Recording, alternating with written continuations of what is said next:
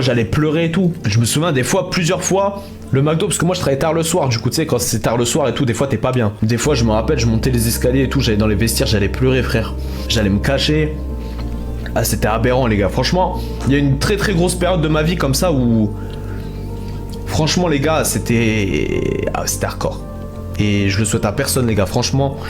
Je pleurais pour des histoires de merde, tu vois, mais en fait, moi je suis quelqu'un... T'as vu, je suis assez...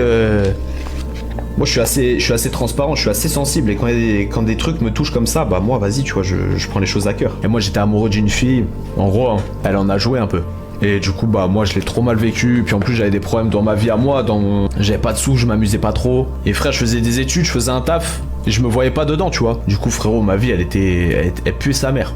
Et ce qui m'a sauvé les gars, c'est qu'à un moment, j'étais en stage. En fait, j'avais une période de stage. Et il y avait une meuf avec qui je travaillais, une pote. Elle m'avait dit, mais t'es drôle en vrai, c'est dommage, t'es pas comme ça sur TikTok. Ça m'a fait tilter. Et je me suis dit, vas-y, je vais essayer. Et les gars, je vous jure que depuis ça, j'ai commencé à faire un TikTok. Paf, ça a pris. J'ai continué. Et ça m'a fait tellement du frère. Et c'est surtout les lives qui m'ont fait du bien.